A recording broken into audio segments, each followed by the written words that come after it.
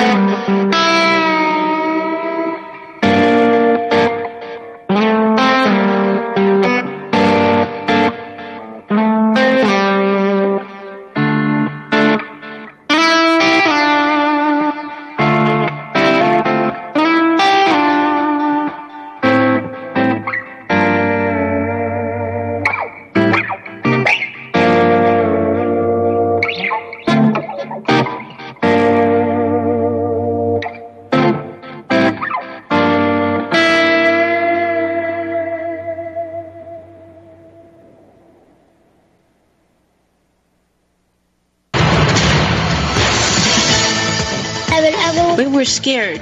They started to pour water on me. I don't know why they did this. As professionals, we saw that there were no symptoms suggesting chemical weapons had been used. In the stories that shaped the week here on RT, witnesses give testimony on the alleged chemical attack in Duma, but some refuse to listen. Also to come, the leaders of North and South Korea meet for the first time in over a decade to open a new chapter in the peninsula's history. And the key witness in the Russian doping scandal fails to confirm a number of his allegations, even though the careers of many Russian athletes may have been ended by his claims.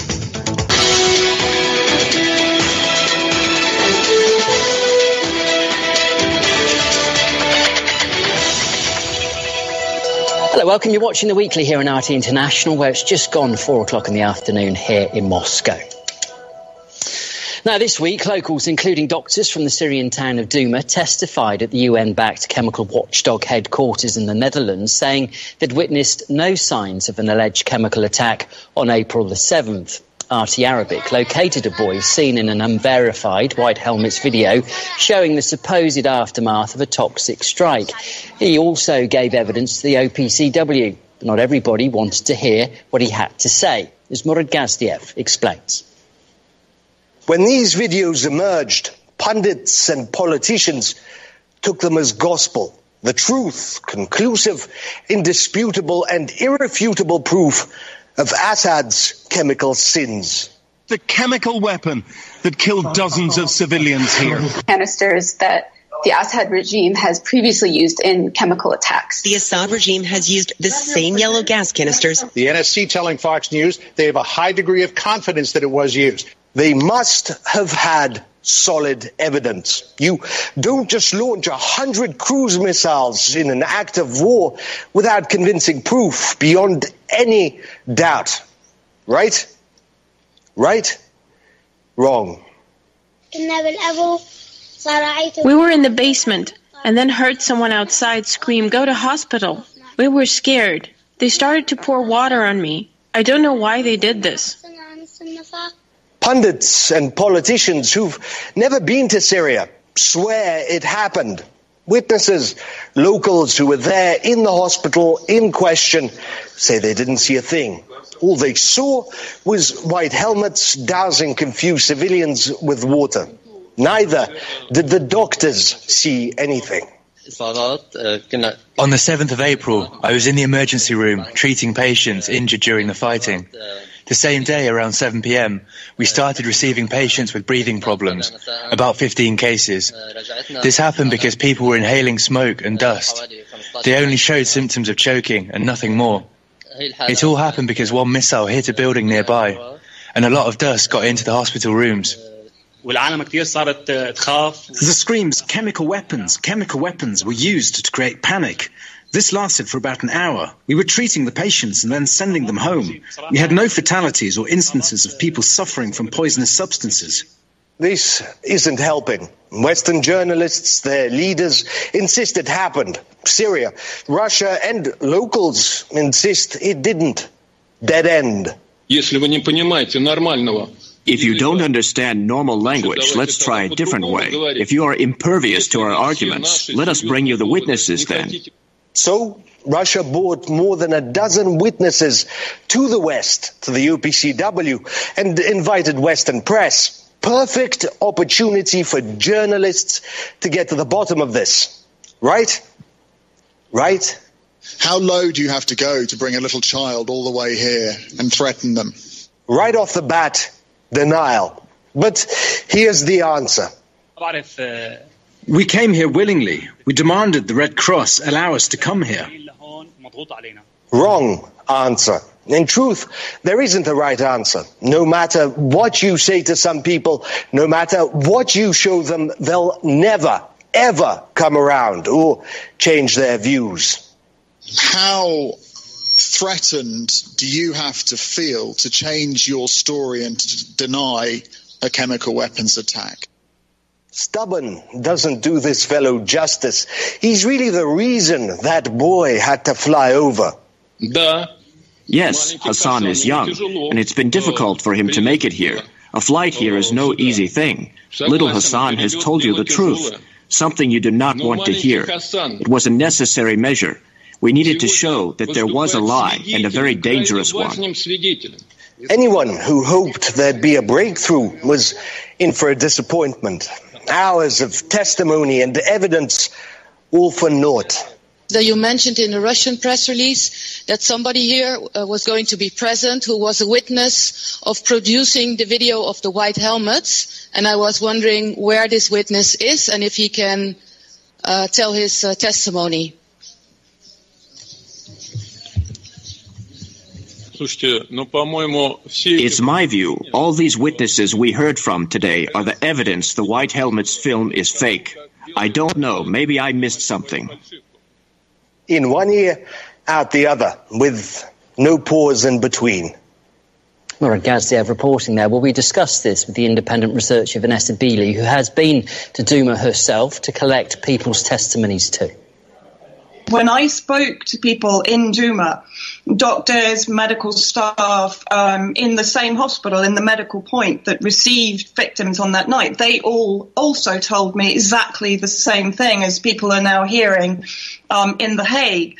And also when I went outside and spoke to civilians only 700 meters away from the alleged attack, they were also all saying the same thing to me, that there was no chemical weapon attack. I am surprised and I'm shocked the levels to which Western media has stooped over this alleged event in Duma, and the moral bankruptcy and degeneracy that we're seeing from Western media. I mean, to accuse Russia of basically exploiting a child in using the evidence of 11-year-old Hassan Diab, after Western media has cynically exploited children throughout the history of this conflict. I mean, if we don't have to go back too far to remember Bana al-Labed in East Aleppo, it is almost whatever evidence is produced now, it will be perceived as being influenced by Russia or by Syria. I mean, we've already seen the British government and Western media, if you like, laying the ground for saying that Russia had already pre-tampered with the site before the OPCW come in.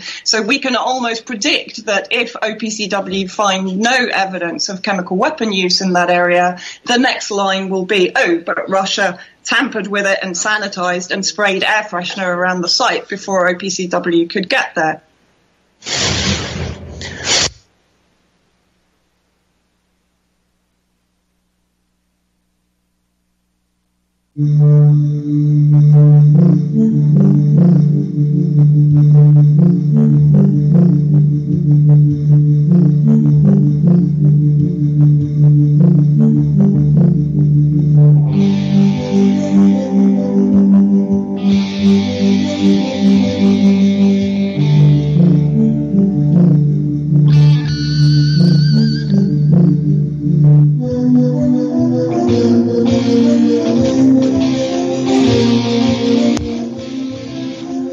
This week on Cold Reality Radio.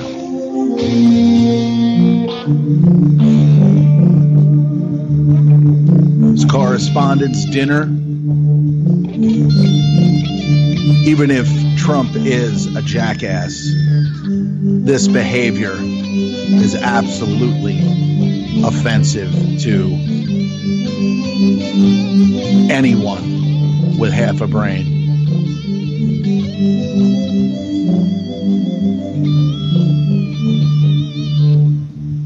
Meanwhile, Trump rallies in Michigan, threatens to close down the country over funding for border wall. Kanye gets it.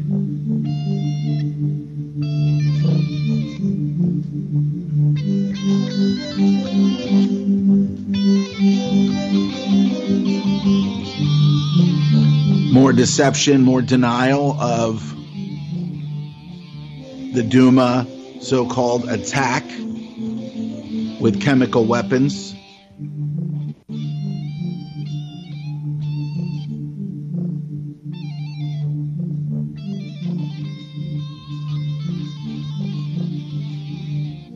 Pompeo lands in Saudi Arabia and immediately calls for new sanctions against Iran.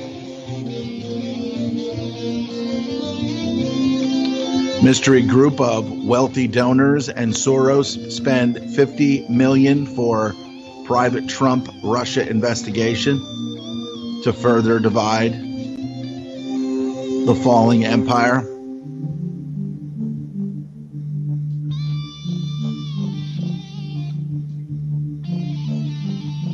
The Pentagon's ray gun can stall trucks, cars with radiation blast.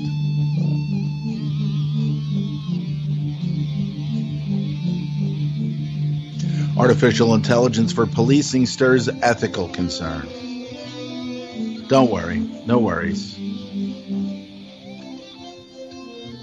Soros-funded group launches new app to help illegals avoid arrest and deportation.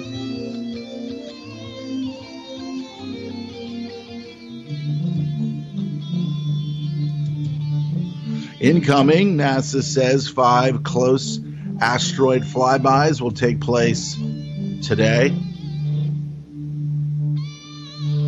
Chinese smartphone sales collapse in biggest decline ever.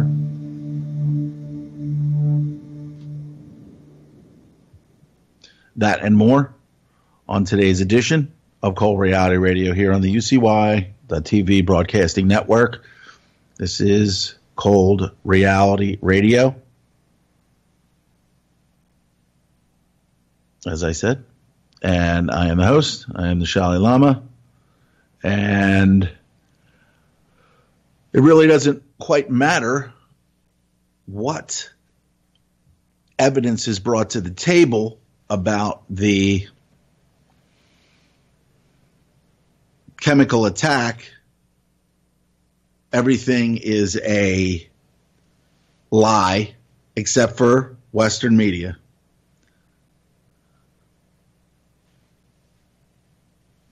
And this can take any number of different avenues. You've got the American people that really truly believe that it's happened. You get people that have no clue about anything at all, except their own, wealth and hubris to say, "Oh, Assad's a bad guy, though." I mean, that's all you really have to hear. You know that the brainwashing is very powerful, and that's what you're going to get from people that really don't know. Now, has Assad, probably did some bad things to people that opposed him? Sure. We know that the Clintons have done horrific things to people. We know that Obama has blood on his hands. We know that this American empire is built on deception and lies, the media that controls the wealth of these families that are in control, these families that include, Hollywood stars, things like that. mostly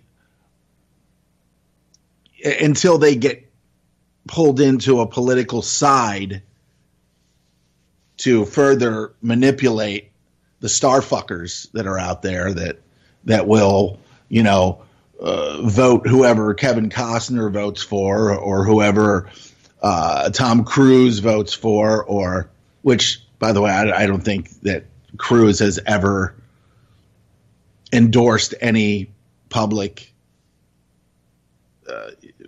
politician, mostly because maybe he gets it. He realizes that it's all a bunch of bullshit. But, of course, that he largely benefits from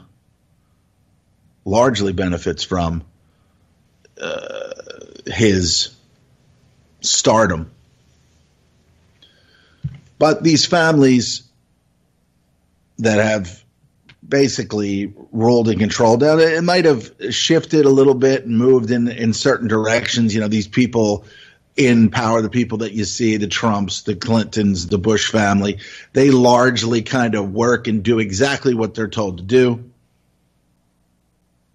I don't know if they're, reptilian shapeshifters like David Icke brings into his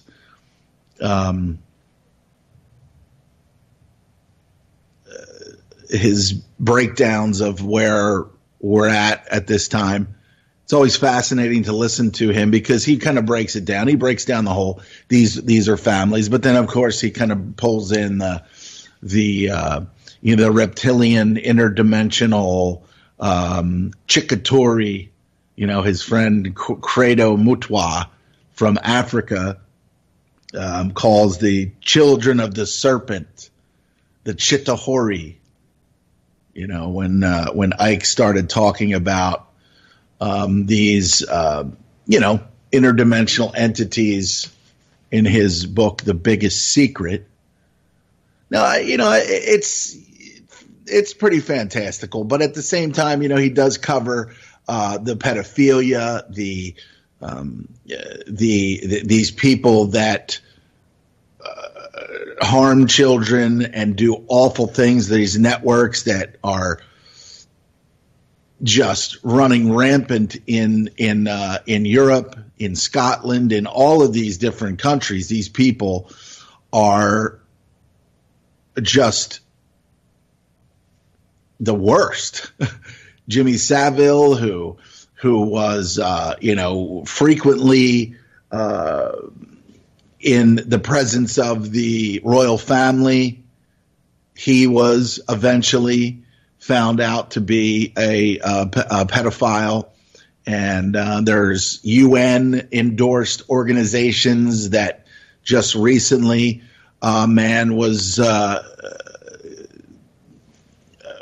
somewhere, and it's on Blacklisted News, where this gentleman, I forget what the story was, who the person was, but this guy was the figurehead for this organization for children and a pedophile, and found to be a pedophile. So when we think about these things and we think about the reasons why people do what they do, and David Icke largely says that empathy has been extracted from their genetic code,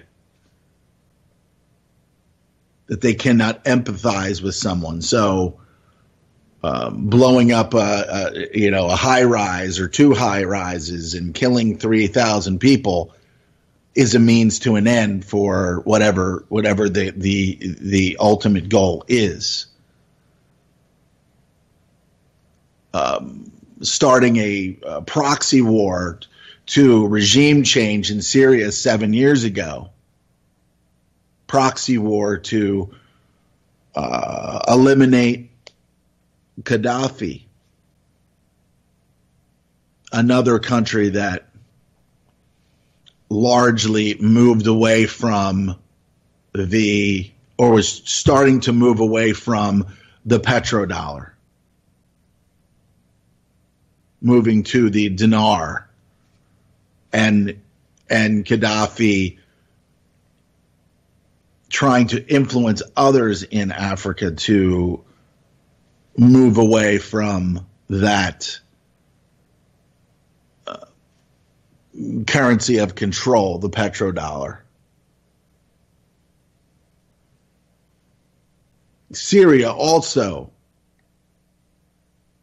reported saying that they were moving away from the petrodollar to the euro, which, you know, mostly the same, but there's other benefits to that system, that monetary system there, which obviously they put together to control these European Union countries or corporations, basically. If they're not a corporation and they're not in the euro or, you know, in the European Union, then, like, I would imagine London and the UK have some sort of separation from it to a certain extent. But how do you do these things? How do you, I mean, does Trump know that there's been a proxy war that's been going on over there for 7 years to remove him? I mean, if he had the ear or the likes of all of these different people like Alex Jones and the other guy, I forget what his name. Actually made a documentary about this other guy that's been questioned and even called to testify about certain things. I forget what his name is. Roger Stone. Sorry, Roger Stone. So these guys are very, very informed about what's really going on in the world. Why would Trump, you know, why wouldn't he say, hey, this is bad information? Why would he just go along with this, like last year this time with the missile strike, because his daughter was like, oh, this is so horrible. And then again this year. And then, of course, the communications between Russia and the U.S., which is just highly suspicious. And I don't mean like the collusion that MSN and these other CNN and these other just worthless fucking people, soulless people, the Maddows, the Andersons, the just minions of a system, of a dying system, a system that's being destroyed. And I'm going to play a clip in a bit that's going to show now the collusion between, with MSNBC hiring all of these conservatives now that are anti-Trump. Now, I don't give a shit about Donald Trump. In fact, if I were to listen to the correspondence rhetoric, some of it would be funny. I would think it would be funny. But that's what it's meant to do. It's meant to make people laugh. It's not making people think that what we're seeing here, the very election of him over the Clinton machine, is highly suspicious. Now, I get it because there's a certain amount of free will that's involved here. And there's a certain amount of deception. Like, I truly believe that Hillary Clinton knew that he was going to beat her. And I believe that that was the plan all along, that he was going to win and all of this nightmarish polarization and the Soros-funded groups to create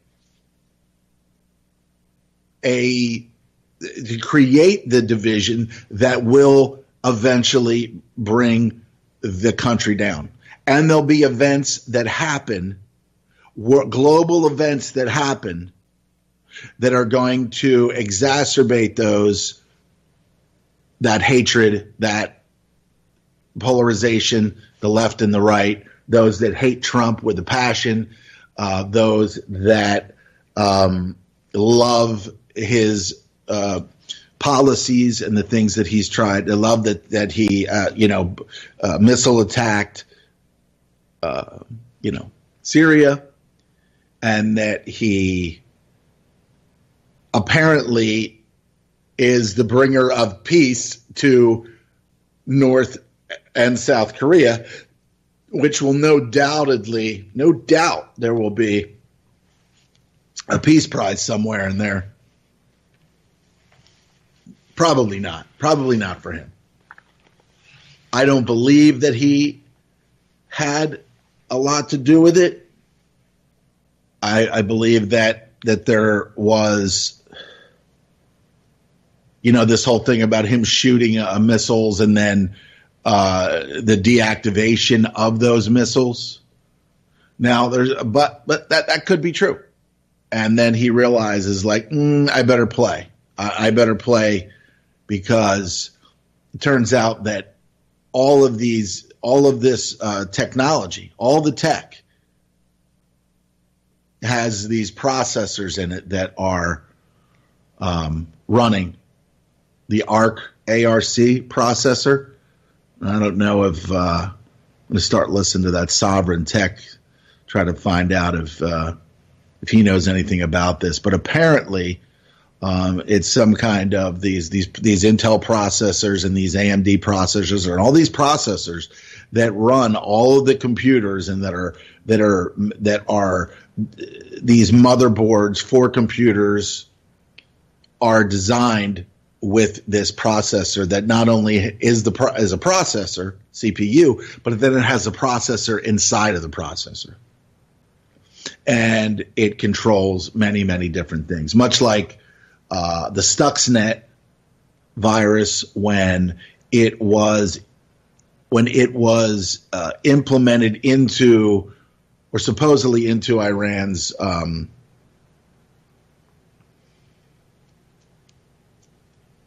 nuclear facility. It was able to go in there and deactivate and do all types of different things. And one of the things that could happen as a result of that virus, and I don't know all of the details, but it can mess with the virus was designed to attack the PLCs, the programmable logic control. Okay, and for those of you that don't understand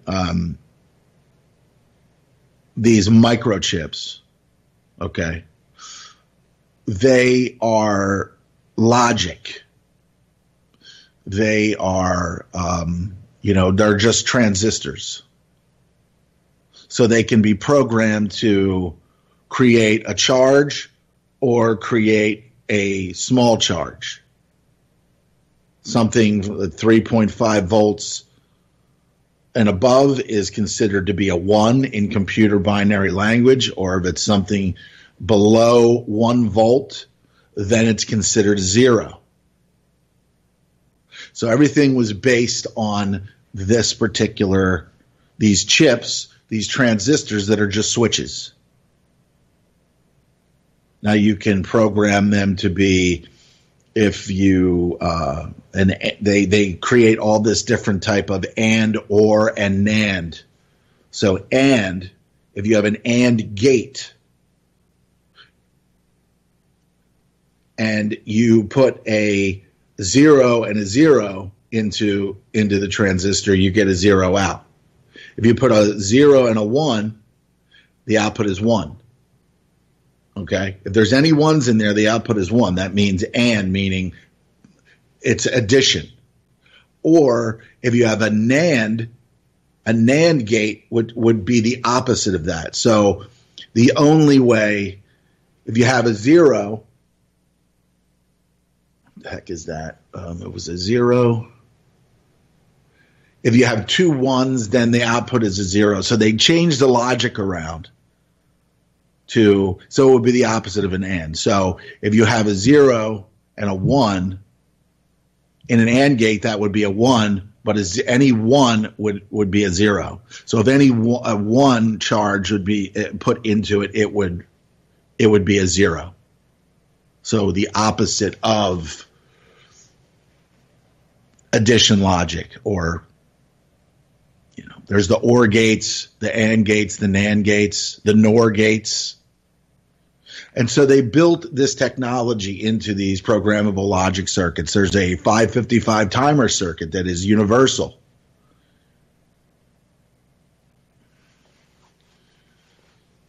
Just like your transformers, your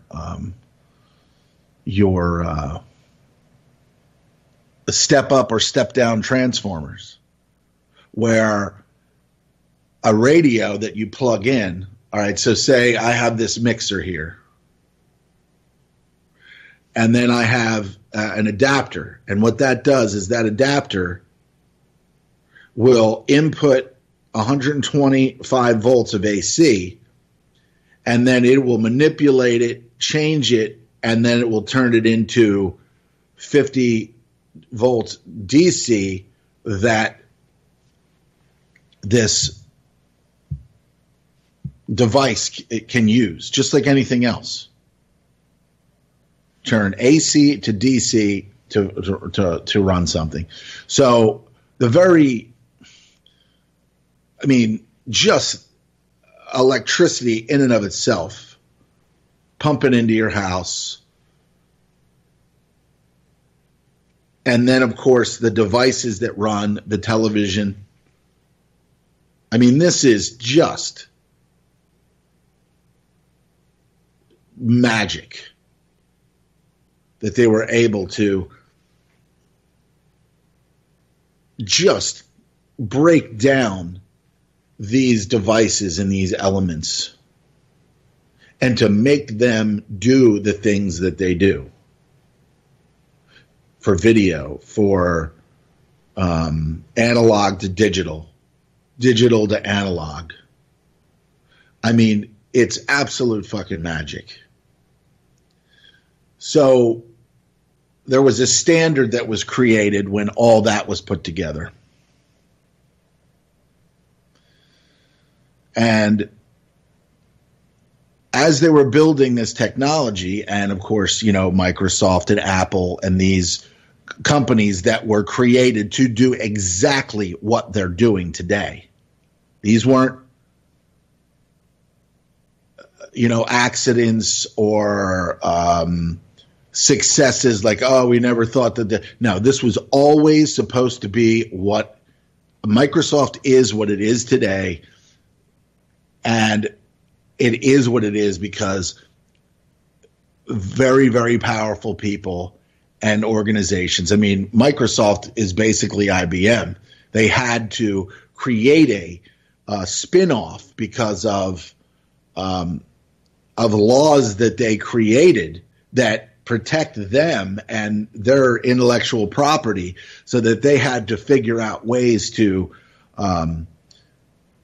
if they go to court and say, you're colluding with this, or you're doing all these different legal terms that have been created, this poison legal system that benefits them. All they did was they say, okay, we're going to create another company. People aren't going to really know that we created it, but this is how we're going to fly under the radar of our own legal system that we created. And thus Microsoft was born. And Bill Gates' father, who was like the head of and or a very, very powerful man at Planned Parenthood, which is basically just killing the commoners. Okay. He emerges from this Microsoft creation as the guy. And of course, there's so who's the guy? The owner, I want to say the owner of the Seattle Seahawks was a partner at one time. And then, of course, he was bought out. And there was actually interviews of him with him on 60 Minutes and things like that. But the control of Microsoft and the control of what was to be the internet is and was closely designed to do exactly what it's doing today. And of course, these chips, these Intel chips, have holes in them. And the reason that they have the holes in them is because anyone can hack into them at any time whatsoever. Doesn't matter whether you've got a firewall, okay, which is big business, firewalls. Not only can you buy yourself a firewall, but you can also pay for security. And not only security, but you can also pay for the services and things like that. So a firewall in and of itself is, it can block certain things from coming in, block certain things from going out.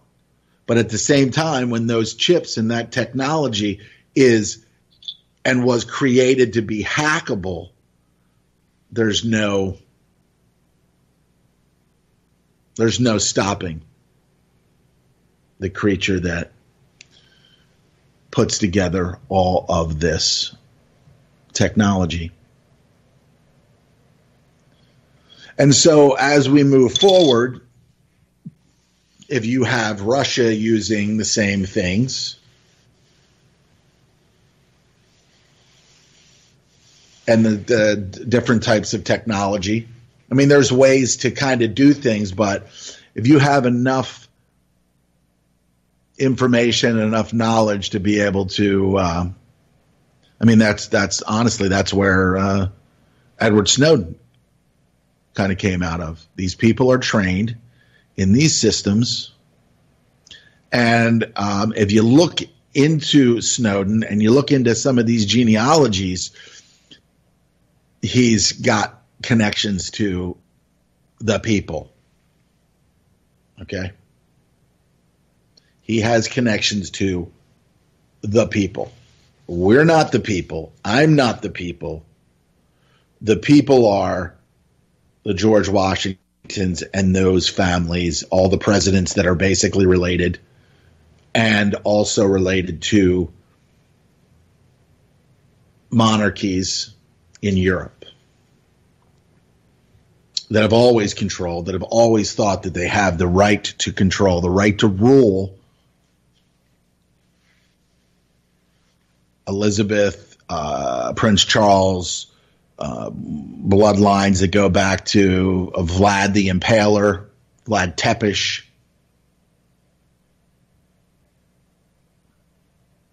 And so, and these people did exist at one point. In what shape or form, it's really, really hard to tell because unless you just give in and believe everything that you've ever heard about,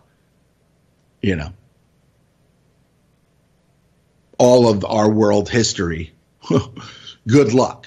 Good luck. You might sound smart to some people, but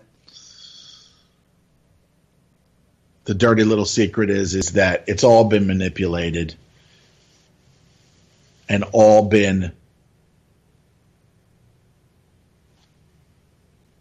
just proliferated out there in a way that people think that it's real and this happened and that guy lived in that time and this guy lived at that time and Abraham Lincoln freed the slaves and all of this other hocus pocus.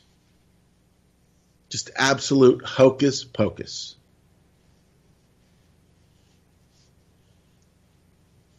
I mean, they've got the ability to tell us whatever and we will believe it.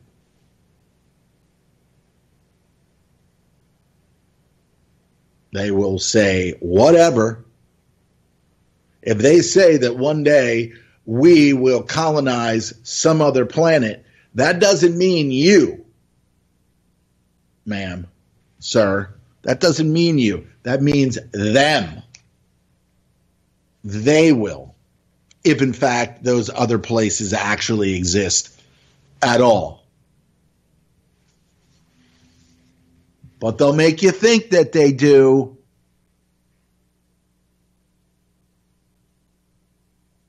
They'll make you think that they do. With all of their artifice, all of their art, all of their movies and their technology, they'll make you believe shit.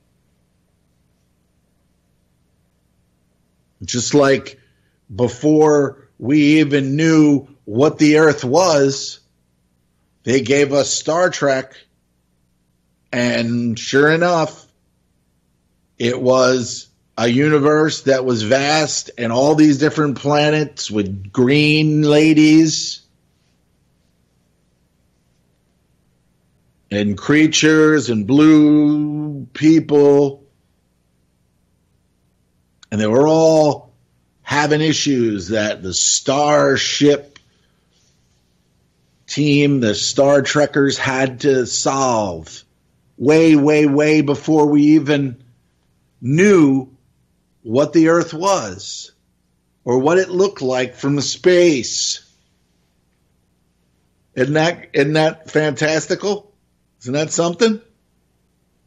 We knew. We put it all into the television show, Star Trek, with all your favorite people.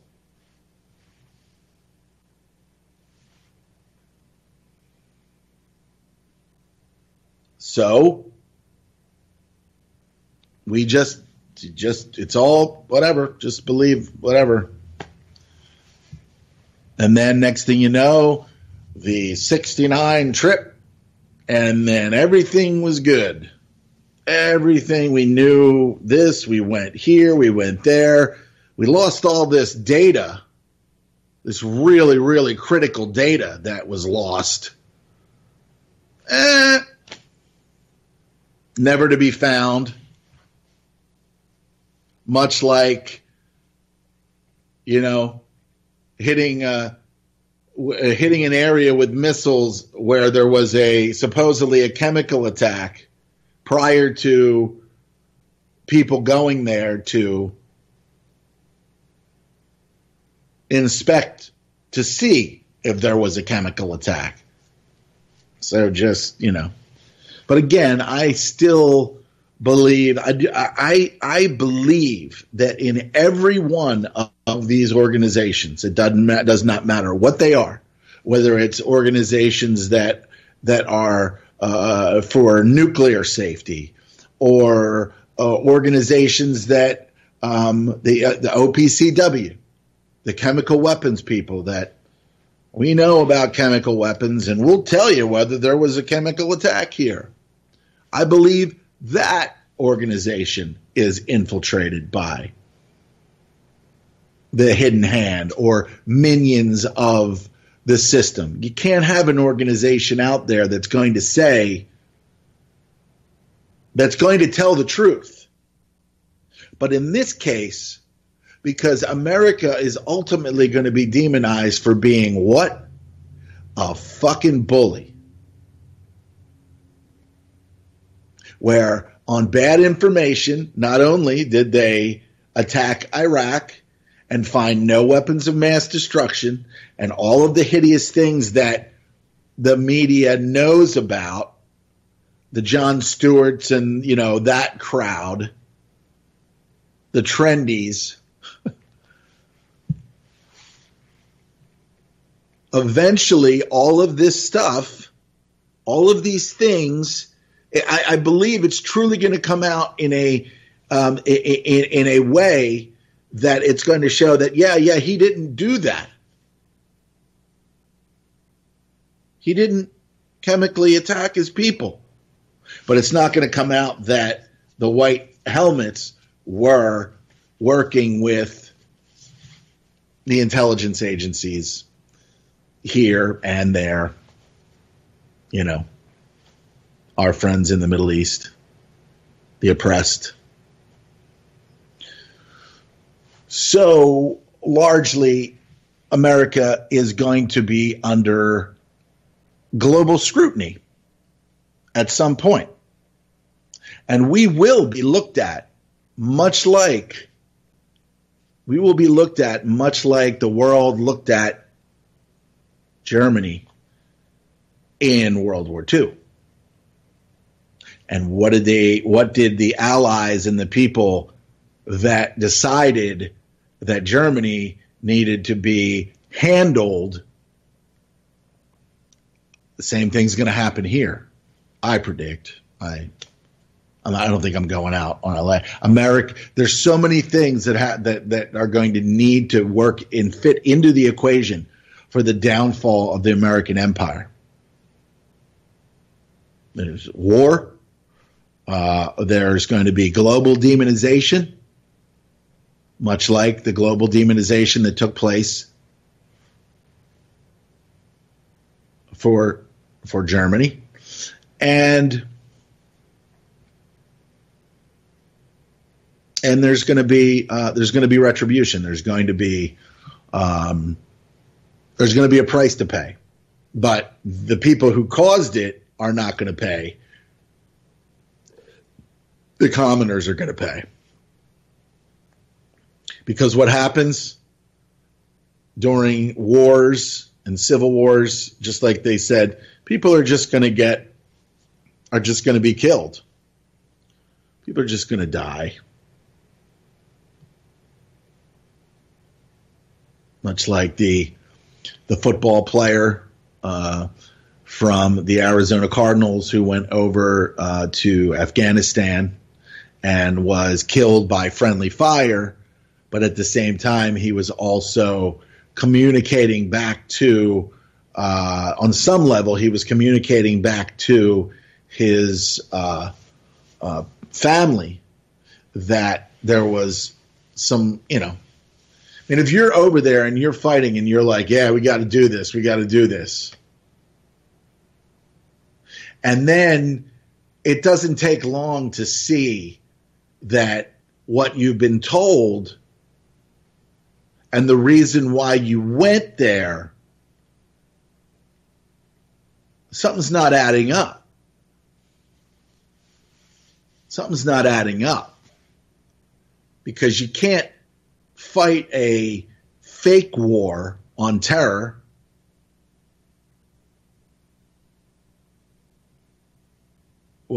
those who know that they're lying, or, I mean, the people, the military commanders and the things that the people that have been doing this for a long time, they've got to be under some kind of fucking spell to continue to do either that, or they just get replaced from time to time. And of course, you can't say anything about, I mean, if you're a military person and you say, hey, this is fucked up, what's going on, you can't have that kind of, rhetoric and things like that being. So mostly those people will never be interviewed. They will never really truly be talked to. But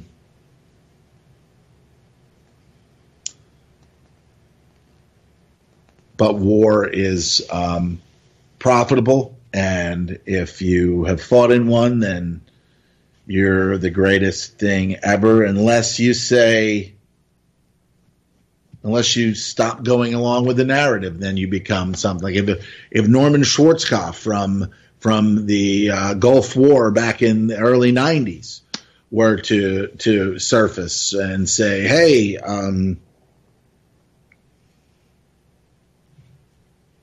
everything that went on back then was just bullshit.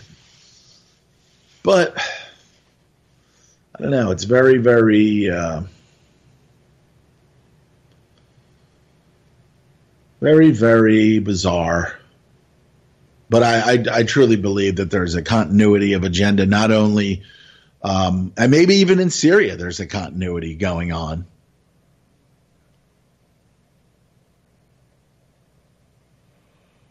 I mean, Russia coming in to the aid of the Syrians, the aid of, the Iranians. And then, of course, nothing really happened. They didn't really do anything. But there was communication prior to that. So they were like, all right, well, we're just going to do this, and we're going to hit this, and we're going to hit that. And then Russia was like, okay. You got to make it look like it. You got to make it look like something. So largely, I truly believe that at these higher levels, that these people know what's going on, and we are moving towards a world conflict. It's not that hard to do. All it takes is one event. Say one event happened that didn't. And then somebody shoots here and shoots there, and next thing you know, it's hot. And then the combat starts, and sooner or later, people forget. Like, I'm sure you've had an argument with someone before. You get into a heated verbal argument, and then you're just like, ugh, how did we get here? How did we get here? And I believe that is the schism, like a schism of a thing where people get so upset about certain things, about life, about so many different topics, that they just argue with people that it's easier to argue with, family.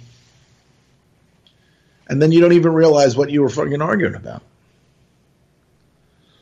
But then you start talking sense, and then you start getting somewhere. You start making headway to a certain extent, because that type of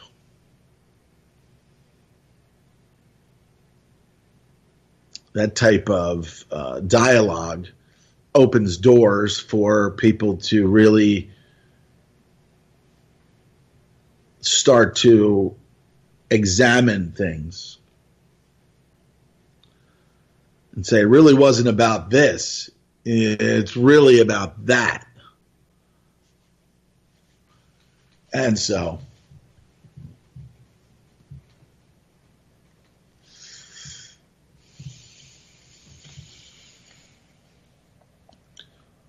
but it's very discouraging. There's no doubt. Just found out this week about a friend of mine I haven't seen in probably, I want to say maybe 4 or 5 years, died.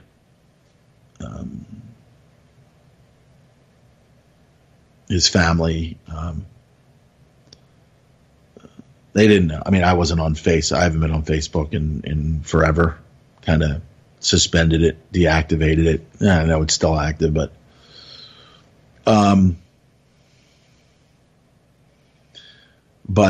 yeah, and heart-related things, and he, you can say that people that don't really heed the warning and say, I mean, he had a stint, and then 2 years later, a bypass, and then another kind of heart attack,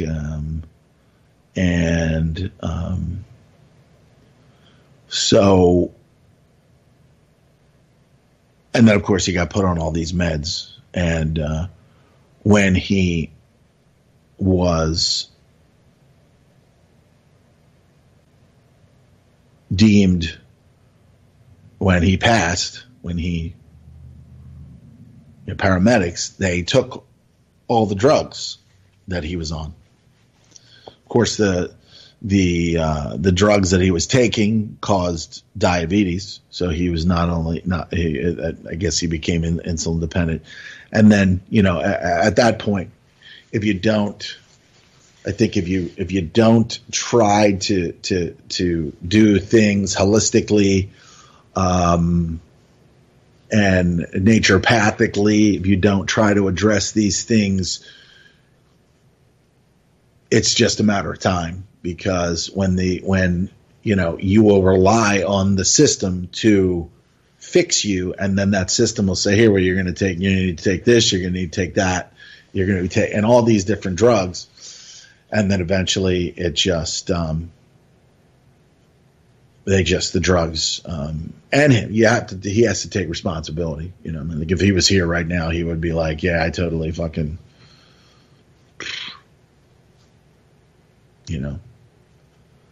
But then there's the Kevorkian system where they assist you. But it's like Kevorkian would say, hey, listen, I'm going to help you. I'm going to help put you out of your misery. And by then the people were like, okay, well, what do I have to do? And then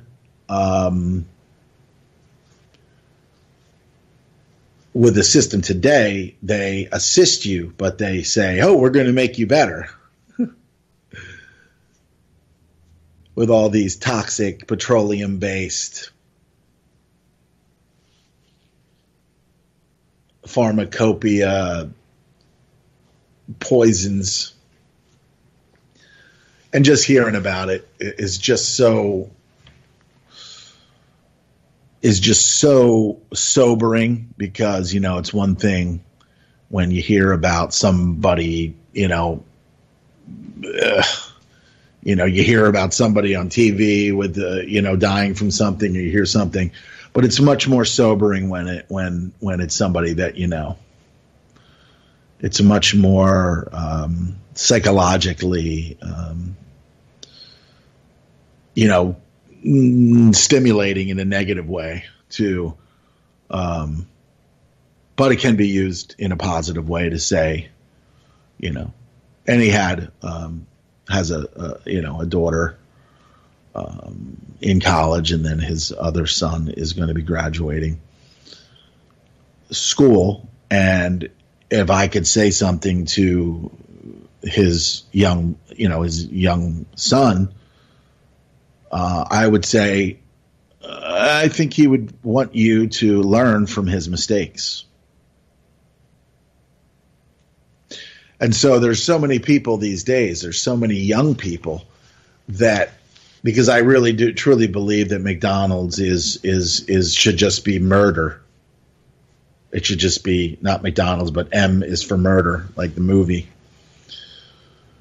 But I think that their food has become more toxic over the years. I believe that their foods are largely GMO, and the oils that they cook, the deep fries, anything deep fried, anything heated, any carbohydrate, protein, puts just the body in a predicament where it's like, how do I process this?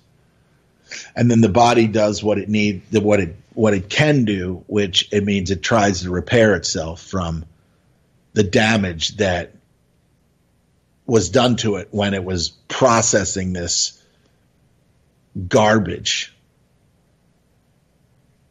And of course, what Patrick Jordan says, calls doof, or food spelled backwards. But I mean, McDonald's, a lot of this stuff, a lot of this deep fried stuff, it's just garbage, man. Just absolute toxic to the body. And we're seeing many younger people just experiencing maladies that only older people get. Strokes, senility, heart attacks, shit like that. So, and the thing is that it happened, we were, I knew him since like 1989, 1990, tech school, hung out quite a bit, watched his kids largely kind of grow up. And, he was a sports fan, like a lot of people in suburban Philadelphia, and was a fan of the football team of the Eagles and everything. And if you don't know, a lot of people don't follow sports. I watch it, but I also keep it in perspective that it is bread and circus, and then it is another layer of that aids in the deception of what America is and what it's done, not only to its own people, but to, our others around the world. And so he didn't even really get to see the team, the Eagle team here, win the Super Bowl because he died that morning. He died that morning. And so I had a long conversation with his widow, and I tell you, it was just very, very. It was a horrible, from what she was telling me, from what happened that morning, and it was very sobering and sad, very sad, very sad. And then, of course, there's others like subtopics and other things that as a result of him being there, certain issues and certain behaviors and things that were allowed to go on for a number of years. Now that's not those things, that him being there now without his,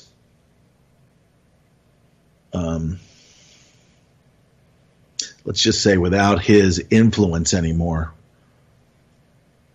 He was kind of an enabler to a certain extent, but he also had this car accident that I think was kind of like the catalyst for a lot of stuff that kind of pushed forward into him not being very active, ththings like that.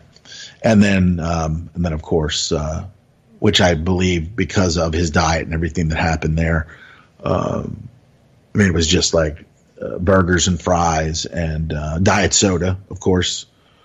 He drank diet soda for, just constantly. And that causes metabolic acidosis and, just preps the body for disease. It really does. It preps and assists in disease. And so I'm going to try to do what I can to, verbally try to convey, I'm obviously not the moral authority on so many things, but I think when you know the things that we know, the things that we talk about, the things that a lot of people talk about here on UCY about the state of the world, what reality, what's really happening, it kind of forces you to think in a way that clueless people largely don't think. They think, you know, and in a sense, it is kind of they live in a kind of country club where they don't know anything. They don't understand the true nature of reality. They don't understand what's being done to them, what's being done to their families, all these different things. They just have no idea that a doctor with a stethoscope and a white jacket is basically someone with a weapon that's slowly cutting you. Slowly cutting you. And no matter what, you know, you say to people, I mean, like even family, you know, you say, listen, these statin drugs are just fucking awful drugs. Cholesterol, triglycerides, not an issue. You can reverse a lot of these so-called issues but when you find out that salt is actually good for you and the cholesterol from the eggs are good for you, and what they find when they autopsy people that have heart disease is not the cholesterol from the food that we eat, but the cholesterol that the body creates, that the liver creates, again, I believe, to repair the damage that, just like Kilmer McCulley, New York University, Kilmer, look it up, Kilmer McCulley, Kilmer McCulley. It'll probably correct you if you type it into the Google artificial intelligence box. But what he did was he was a very, very prestigious guy, had a big position in New York University. But what he said was, when he was researching heart disease, he said it's not the cholesterol, but the inflammation of the blood vessel caused by acidosis or a bad diet, a bad this, a bad that. And of course, the cholesterol goes in there to heal or repair the damage that's done. So if you didn't have the cholesterol, or if you didn't have the cholesterol that your body creates, then your body wouldn't be able to repair some of these things. So what he said was, or the mistake that he made for his career mistake, he said, so you don't need these statin drugs, these cholesterol lowering drugs. Boy, that was the end of him, because these universities are backed by, I mean, every one of these universities, with the exception, I'm sure, plus or minus 5%, they're medical. If they're medical, then boom, they're in bed with big pharma right away. And if you New York University, you can bet your bottom dollar that these guys that this organization is in bed with big pharma, because that's what they're here to do. They're here to train people in their destructive, poisonous system of healthcare, and then put you out there to write prescriptions for the drugs that the FDA, the poisons and the toxins, the suicide pills that big pharma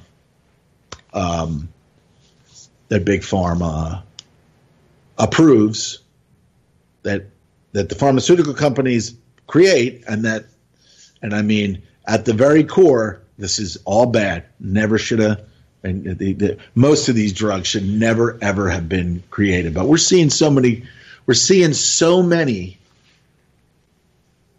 insanity in the world.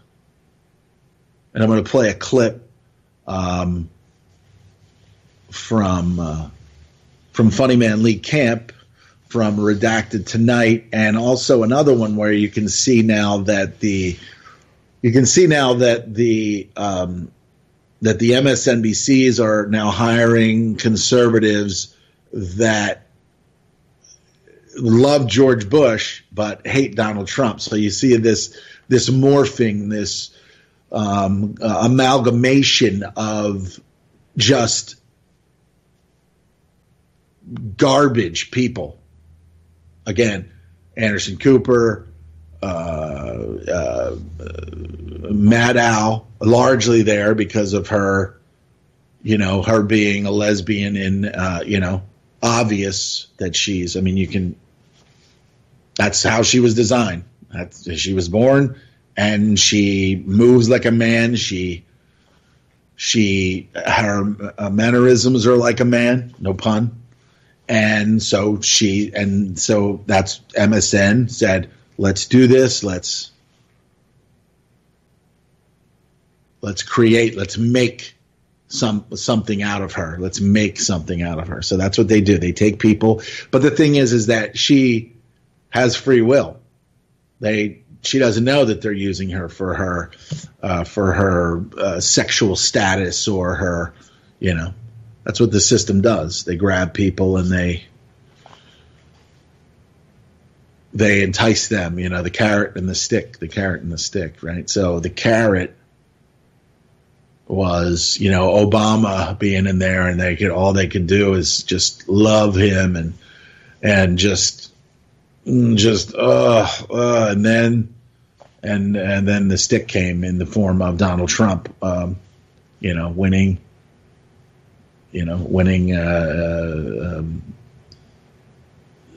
America's Got Talent, whatever the fuck he won, and it's everything's a joke. The government, everything is a joke anymore. So, and it was always there. The government in America was created to do exactly what it's doing. These aren't failures. These are successes. The healthcare thing, people are looking at it like, oh, it's failing. No, it's a success to the system. People don't understand, like, why would the U.S. and these allies go over there and fucking destroy Libya and turn it into this? That was an unexpected, thing that happened. No, it's exactly what they wanted to happen. People can't make that connection that why would someone do this? Why would they go in there and do these things?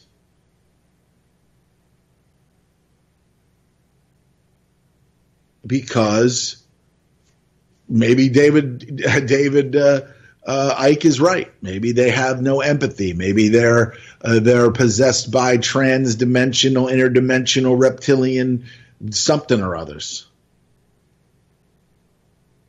Going full circle back to when I started today. Whatever reason, they're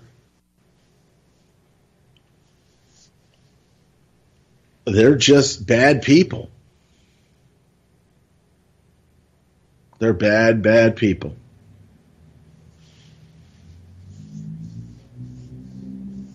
Bad people. And they're doing so much to control control everything. It's all about money. It's all about taking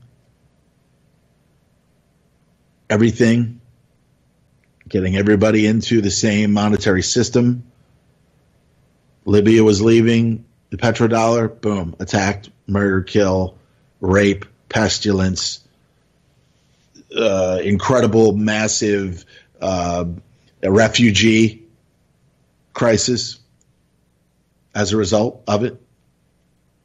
Same thing happened in Syria, the same type of refugee crisis, moving migrations, the young guys, the people that would be there to fight, but maybe they don't, maybe they didn't love Syria like others would love Syria. So they took off and now you have a clash of civilizations. I don't know that largely that I think if people get displaced and they go somewhere, I think people would try to assimilate, at least to some extent. But all of the different terror attacks and the things that are happening that have happened in Paris, that have happened in Germany, that have happened. These are, I just think that they're a different element. I think largely when you put a German culture together with a Syrian culture, there's going to be issues, but there's also provocateurs, and I think that that's what these people are, provocateurs, and they will create the divide and conquer within that corporation to then destabilize. And that's what I believe the whole thing is that let's just destabilize the whole globe. What do we see? We spoke with Simon Roche 3 or 4 weeks ago. He is on the cusp of people coming to his property and saying, this belongs to us now, and either trying to kill him or fight him if he fights back, if he says, you're not taking anything of mine. So we're seeing this continuity of agenda everywhere. We're talking, Venezuela. We're talking South America. We've got many refugees on the border. Something's going to happen down there. There's going to be and if it's not violence, then it's going to be a kind of a standoff, or there'll be people like, what are they going to do? Where are they going to sleep? Where are they going to stay? And so largely you knew this was coming. You knew that there was going to be some more. There was many truckloads and train loads that came across the border and were assisted, given money, given clothes, given all kinds of different accoutrements. And that was obviously part of a plan through the Obama administration to get this moving and going. And then you don't know who's in the country. But we got to fight the war on terror, but hey, just let's let everybody in through it's just bullshit. War on terror is a lie. It's always been a lie. It was just a lie that enabled more world domination, more domination of land elsewhere, whether it be Afghanistan, Iraq, Syria, South Africa, whatever. It's all about order, them bringing the order out of the chaos once they've closed the chaos book, which God only knows when that's going to happen. Then they'll bring the order, and that's usually them fucking punching somebody or killing somebody or enslaving somebody. But make no mistake, these are all successes for those that have brought all of these problems to be. These are successes. Anytime there's someone starving or killing someone or clash of civilizations, whatever. They knew in these years that what Wesley Clark said, and largely people know it. Saw it on Redacted with Lee Camp, saying that this is basically how these things work. And so let's see what we got here. I'm going to play another. Let's go to.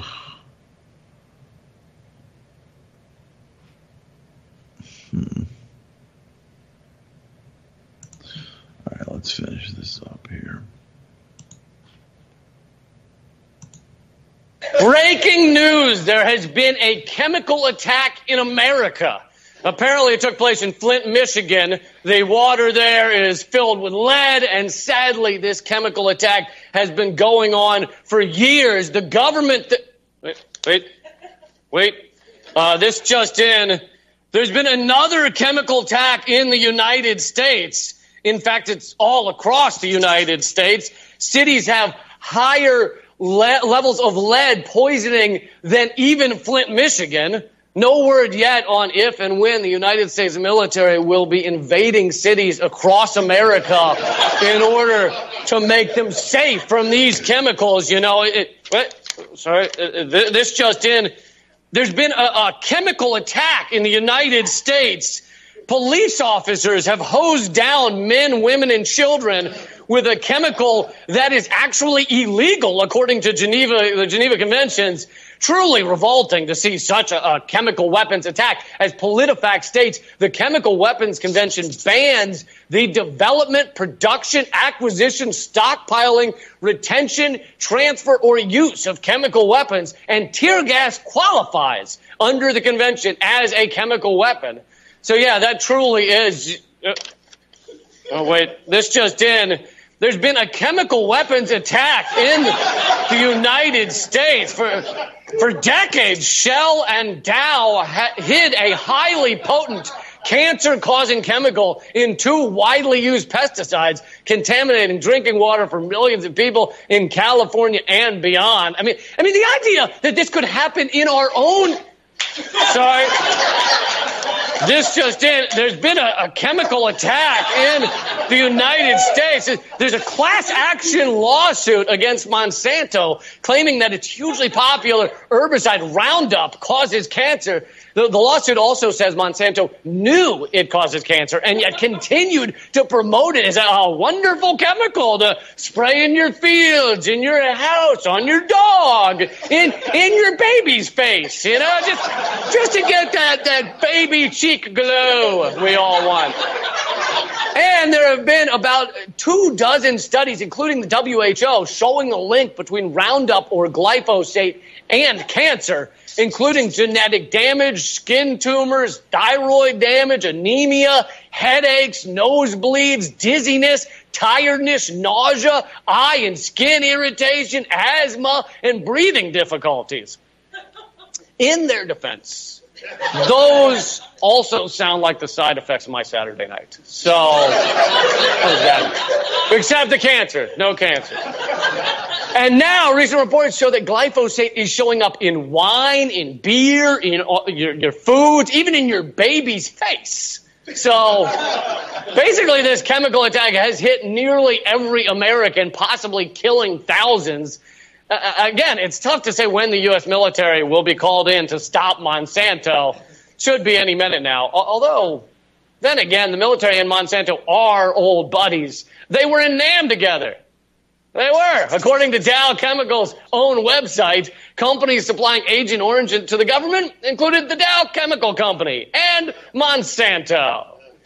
So Monsanto made chemical weapons for the U.S. military. They worked so well, Monsanto was like, let's crack open the American market, huh, shall we? MSNBC, the self-proclaimed liberal channel, is moving to the right. No, hosts are not wielding tiki torches and getting Confederate flag tattoos. It's worse. The network continues to hire a gaggle of conservative and Republican talent simply because they're anti-Trump. But not one leftist progressive commentator. As they say, opinions are like assholes. So MSNBC is licking the GOP's opinion, while fingering the Democratic establishment's opinion. And the real left is relegated to watching from outside the window like a bunch of perverts. According to FAIR founder and former MSNBC producer Jeff Cohen, MSNBC's experts, saviors, those people that are going to save us from Trump are war hawks, spooks, spies, dishonest people who progressives have traditionally attacked. No, it's not what you think. MSGOP wasn't trying to stifle progressive criticism of war. They just had to protect their employees from progressive harassment. Progressives have been known to ask questions. And these new Republican hires are very sensitive and fragile people. Just look at the suffering former Bush advisor Nicole Wallace had to endure when Trump was elected. So all my Republican friends want to know how I've come to terms with this so easily. But as you've told America, I've been in therapy for 10 months. Oh, Nicole, we've had enough noontime glasses of wine with you to know exactly how your therapy has been going. Rachel, that was between you, me, and the weapons contractors we brunch with. Rachel Mad Dog Maddow helped the news network soar to the top spot, serving her nightly dish of Connect the Bots Russiagate hysteria. Yet the channel's primetime liberal stars have failed to address the West Virginia teachers' strike, a massive grassroots mobilization of labor, and appear to think the catastrophic U.S.-backed war in Yemen, the largest humanitarian crisis in the world, is no big deal. Even Breitbart mentioned the war on Yemen more than MSNBD, which stands for no big deal, for those of you over 50. In 2010, MSNBC defined their liberal vision as leaning forward, with ads of Maddow taking a meditative stroll through a windmill farm. Then in 2016, they hired conservative talk show host Hugh Hewitt, who makes up his own climate science. Could be a real problem over 500 years. All right. But they're going to say that as a result of that, you can't use Kleenex. Hugh asks an important question. What will happen to our boogers? And our children's boogers. Hugh Hewitt was featured in an MSNBC ad with the slogan, "People might accuse us of leaning too far to the right." But after my careful analysis of the network's shifting and tilting, I would accuse the executives of being prom-level drunk. MS inebriated can't walk a straight line. It's a commercial enterprise that stumbled into a center-left position. It's just business. Back in the day, they feared Phil Donahue's opposition to the Iraq War would be bad for business. So they got rid of his show. They were terrified of the anti-war voice, and that is not an overstatement. Anti-war voices were not popular. And if you're General Electric, you certainly don't want an anti-war voice on a cable channel that you own. Donald Rumsfeld's your biggest customer. Today, Donahue just doesn't have the credentials to work at the station, unlike Bill Kristol, who crusaded for the Iraq War, saying it would last only 2 months. Now, Kristol would argue that time is a construct, and we need to destroy that construct. Despite a lack of proof that the construct even exists, and all the evidence of that construct comes from Western countries who would profit from invading the country where the construct supposedly exists, while millions of innocent people die, all in the name of destroying.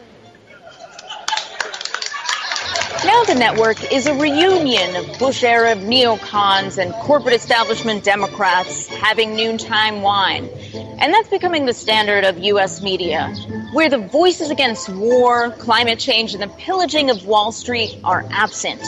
And when someone tries to bring up a progressive issue like ending mass surveillance, this is what happens. Congresswoman, let me interrupt you just for a moment. We've got some breaking news out of Miami. Stand by, if you will.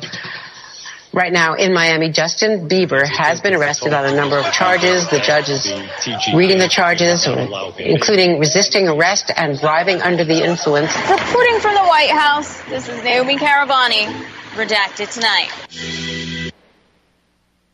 Goldman Sachs has outdone themselves this time, which that's a lot to say for a company that exploited a global economy collapse and helped steal millions of American homes from people. That's saying a lot. And what I'm about to show you, the reason it has come out, is basically the market-driven economy is increasingly revealing its true colors, its true self. We're seeing it more and more because we're circling the drain, you know, like in a toilet bowl. We're circling the drain, and as it goes down, it gets faster and faster, right? It speeds up. So we're getting closer to the end and speeding up. We are beginning to see more and more how disgusting a profit above all else economy really is. When Trump bombed Syria, the stocks of the weapons contractors shot up. That spike in stocks. It's a spike in the gravity of capitalism pulling people towards death and destruction. That's what they like. That's how you can view it. The gravity towards our own death and destruction. And there's not even a debate about it, right? There's no discussion on your mainstream media as to whether that is really what we want in our society. Not just on your mainstream media, but almost anywhere. No one, none. You tell me, how many shows did you see on your media going, weapon contractors benefited from our bombing this week? Isn't that revolting? Doesn't that just make you like gag and vomit into your soup? Doesn't that mean we've created an upside down system that rewards barbaric bullshit? How many times did you see that? How many news anchors should be gagging as they're reporting this? They should be like, we just fired missiles into like that should be the broadcast. But no, you'll hear no discussion about it. You're more likely to hear them discuss the best sexual positions for people with 3 arms. You're more likely to see that on CNN. Can't happen. A profit-driven world creates a disgusting world with a contorted value system. And that's what we're getting to. We're spinning faster and faster. One where oil companies view oil spills that destroy whole coastal communities as the price of doing business. A world where millions of animals abused for their entire lives is just the price of doing breakfast. A world where massive hurricane destruction is a business opportunity. It's a chance to make money. Hey, honey, check the weather report. Are there any 155 mile per hour business opportunities ripping through any Caribbean islands today? And now corporations no longer need to worry about government interference. They're not even concerned about it anymore because they own the government. For them to worry about that, it would be like you worrying that your carpet might stop you from going out to a movie that night. I think we've established what the carpet does. It lays there. And for corporations, it's the same with our government. So now the corporations don't have that worry. They are being far more forthright with their goals and their motivations. It's not hushed tones anymore. They can do things like unleash attack dogs on protesters in Standing Rock and not worry about the consequences. Why should they care? The worst that could happen to them is they pay a tiny fine. A sorry we bit you with vicious man-eating dogs for trying to protect your own property fine. That doesn't cost them a day's labor. Anyway, that brings me to these new revelations about what Goldman Sachs told their investors. In a recent report, one analyst asked their clients, is curing patients a sustainable business model? That's the question. That's right, folks. One of the largest investment firms in the world is openly saying in financial reports that curing people of terrible diseases is not good for business. It's a bad idea. Analyst Salveen Richter wrote, the potential to deliver one-shot cures is one of the most attractive aspects of gene therapy. However, such treatments offer a very different outlook with regard to recurring revenue versus chronic therapies.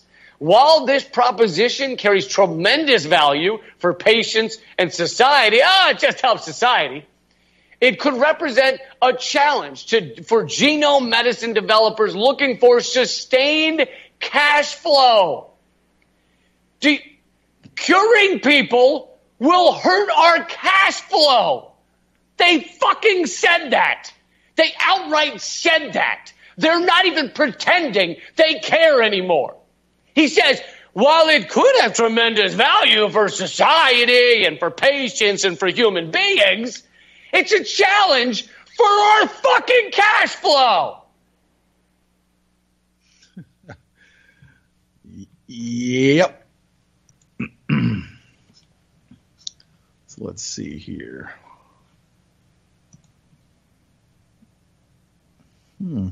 Please welcome Michelle Wolf.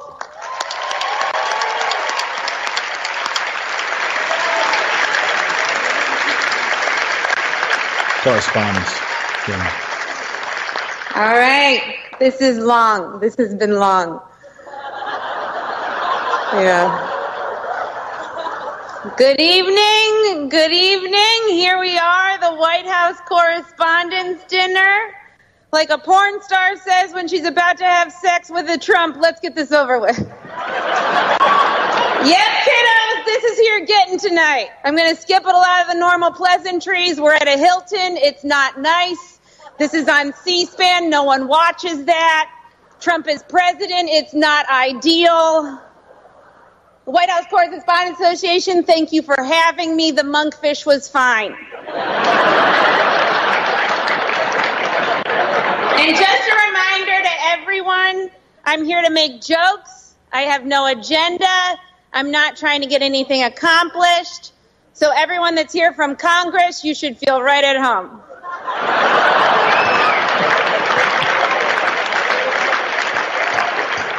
Now, before we get too far, a little bit about me. A lot of you might not know who I am. I'm 32 years old, which is an odd age. 10 years too young to host this event, and 20 years too old for Roy Moore. I know, he almost got elected. Yeah. It was fun. It was fun. Honestly, I never really thought I'd be a comedian, but I did take an aptitude test in 7th grade, and this is 100% true. I took an aptitude test in 7th grade, and it said my best profession was a clown or a mime. Well, at first it said clown, and then it heard my voice and was like, or maybe mime. Think about mime.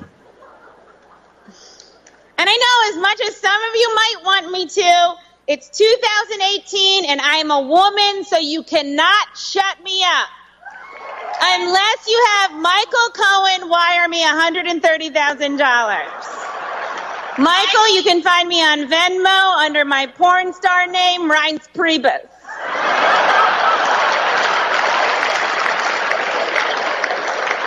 Reince just gave a thumbs up. Okay. Now, people are saying America is more divided than ever. But I think no matter what you support politically, we can all agree that this is a great time for craft stores. Because of all the protests, Poster Board has been flying off the shelves faster than Robert Mueller can say, you've been subpoenaed. And thanks to Trump, pink yarn sales are through the roof. After Trump got elected, women started knitting those pussy hats. When I first saw them, I was like, that's a pussy? I guess mine just has a lot more yarn on it. Yeah. Should have done more research before you got me to do this.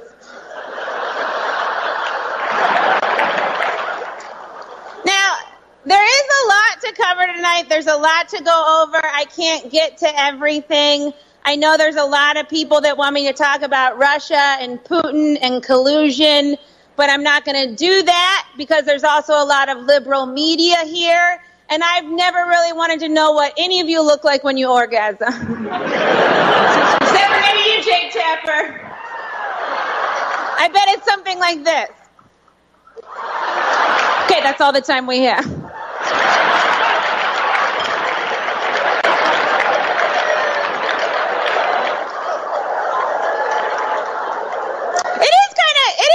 Crazy that the Trump campaign was in contact with Russia when the Hillary campaign wasn't even in contact with Michigan. It's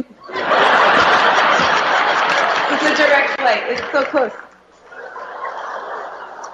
Of course, Trump isn't here, if you haven't noticed. He's not here. And I know I would drag him here myself, but it turns out the President of the United States is the one pussy you're not allowed to grab.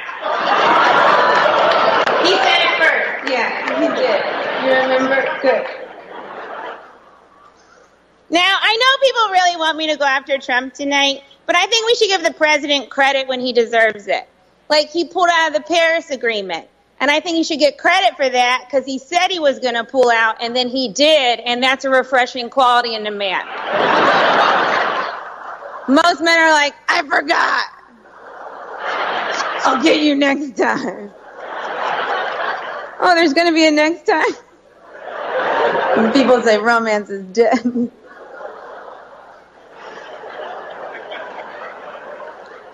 call Trump names all the time. And look, I could call Trump a racist or a misogynist or xenophobic or unstable or incompetent or impotent. But he's heard all of those and he doesn't care. So tonight, I'm going to try to make fun of the president in a new way, in a way that I think will really get him. Mr. President, I don't think you're very rich. Like, I think you might be rich in Idaho, but in New York, you're doing fine. Trump is the only person that still watches Who Wants to Be a Millionaire and thinks, me. Although I'm not sure you'd get very far. He'd get to like the third question and be like, I have to phone a Fox and friend. We're going to try a fun new thing, okay? I'm going to say Trump is so broke, and you guys go, how broke is he? All right? Trump is so broke. How broke is he? He has to fly failed business class. Trump is so broke. How broke is he? He looked for foreign oil in Don Jr.'s hair. Trump is so broke. Southwest used him as one of their engines. I know, it's so soon. It's so soon for that joke. Why did she tell it? It's so soon. Trump is so broke. He had to borrow money from the Russians, and now he's compromised and not susceptible to blackmail and possibly responsible for the collapse of the Republic. Yay! It's a fun game. Trump is racist, though.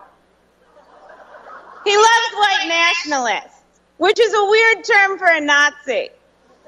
Calling a Nazi a white nationalist is like calling a pedophile a kid friend. Or Harvey Weinstein a ladies' man. Which isn't really fair. He also likes plants. Trump's also an idea guy. He's got loads of ideas. You gotta love him for that. He wants to give teachers guns, and I support that, because then they can sell them for things they need, like supplies. A lot of protractors. A lot of people want Trump to be impeached. I do not, because just when you think Trump is awful, you remember Mike Pence. Mike Pence is what happens when Anderson Cooper isn't gay. Mike Pence is the kind of guy that brushes his teeth and then drinks orange juice and thinks, Mike Pence is also very anti-choice. He thinks abortion is murder, which, first of all, don't knock it till you try it. And when you do try it, really knock it. You know, you got to get that baby out of there. And yeah, sure, you can groan all you want. I know a lot of you are very anti-abortion, you know, unless it's the one you got for your secret mistress. It's fun how values can waver. But good for you. Mike Pence is a weirdo, though. He's a weird little guy. He won't meet with other women without his wife present. When people first heard this, they were like, that's crazy. But now in this current climate, they're like, that's a good witness. Which, of course, brings me to the Me Too movement. It's probably the reason I'm here. They were like, a woman's probably not going to jerk off in front of anyone, right? And to that I say, don't count your chickens. There's a lot of parties. Now, I've worked in a lot of male-dominated fields. Before comedy, I worked at a tech company, and before that, I worked on Wall Street. And honestly, I've never really been sexually harassed. That being said, I did work at Bear Stearns in 2008. So although I haven't been sexually harassed, I've definitely been fucked. Yeah, that whole company went down on me without my consent. And no men got in trouble for that one either. No, things are changing. Men are being held accountable. Al Franken was ousted. That one really hurt liberals. But I believe it was the great Ted Kennedy who said, "Wow, that's crazy. I murdered a woman." Chemiclitic in theaters now. I did have a lot of jokes. I had a lot of jokes about cabinet members, but I had to scrap all of those because everyone has been fired. You guys are going through cabinet members quicker than Starbucks throws out black people. No, don't worry. They're having an afternoon. That'll solve it. We just needed an afternoon. Mitch McConnell isn't here tonight. He had a prior engagement. He's finally getting his neck circumcised. Mazel. Paul Ryan also couldn't make it. Of course, he's already been circumcised. Unfortunately, while they were down there, they also took his balls. Yeah, bye, Paul. Great acting, though, in that video. Now, Republicans are easy to make fun of. It's like shooting fish in a Chris Christie. But I also want to make fun of Democrats. Democrats are harder to make fun of because you guys don't do anything. People think you might flip the House and Senate this November, but you guys always find a way to mess it up. You're somehow going to lose by 12 points to a guy named Jeff Pedophile Nazi Doctor. Oh, he's a doctor. We should definitely talk about the women in the Trump administration. There's Kellyanne Conway. Man, she has the perfect last name for what she does. Conway. It's like if my name was Michelle Jokes, frizzy hair, small tits. You guys gotta stop putting Kellyanne on your shows. All she does is lie. If you don't give her a platform, she has nowhere to lie. It's like that old saying, if a tree falls in the woods, how do we get Kellyanne under that tree? I'm not suggesting she gets hurt, just stuck. Stuck under a tree. Incidentally, a tree falls in the woods is Scott Pruitt's definition of porn. Yeah, we all have our kinks. There's also, of course, Ivanka. She was supposed to be an advocate for women, but it turns out she's about as helpful to women as an empty box of tampons. She's done nothing to satisfy women. So I guess, like father, like daughter. Oh, you don't think he's good in bed. Come on. She does clean up nice, though. Ivanka cleans up nice. She's the diaper genie of the administration. On the outside, she looks sleek, but the inside, it's still full of shit. And of course, we have Sarah Huckabee Sanders. We are graced with Sarah's presence tonight. I have to say, I'm a little starstruck. I love you as Aunt Lydia on The Handmaid's Tale. Mike Pence, if you haven't seen it, you would love it. Every time Sarah steps up to the podium, I get excited because I'm not really sure what we're going to get. A press briefing, a bunch of lies, or divided into softball teams. It's shirts and skins, and this time don't be such a little bitch, Jim Acosta. All right, well, that right there was a little example of, and some of the stuff that she said was funny, and she's, very cute. This Michelle Wolf, you can see her on the front page, I believe, of the Drudge Report, because apparently she is the one that crossed the line many times. And it is pretty amazing how they've, again, and I've spoke about this many times, how they can just, now, you know what, pro-life, whatever, pro-choice, I'm not getting involved in that. Whatever you do, you have to answer to yourself and or whatever at some point. So, I'm not making a decision on that one. But the way that women and men just say, whatever, lie, kill a baby, kill something that's alive. It says a lot about our society. Thanks for joining in today on Cult Reality Radio here on the UCY.TV Broadcasting Network, Sunday, April 29th. Stay tuned for Rock the Boat and all of the other incredible programming here on UCY.TV, the Broadcasting Network. Have a good rest of your weekend. There is only one holistic system of systems. I will MK Ultra ya, put the MK scope on ya. If the MK hits you, it's guaranteed to open ya. The 57mm Mark 110, 220 rounds a minute, try to stop them. Don't put that on your wish list, that's retarded babble. Protesters make the hit list soon as they start to rabble. They are nothing but fishes in the barrel. It doesn't have to be Christmas for a carol. Some decorate with ornamental decorum. Some perform shock and awe on Hanukkah and Purim. That's where my job come in. I am a blessing to the mercenary for the corporation selling weapons to them. Any potential competitor step into them. I'm authorized to knock them out and stick a GPS into them. They want to sell uranium to Iran that's enriched. That's a bitch. Now we got to teach them.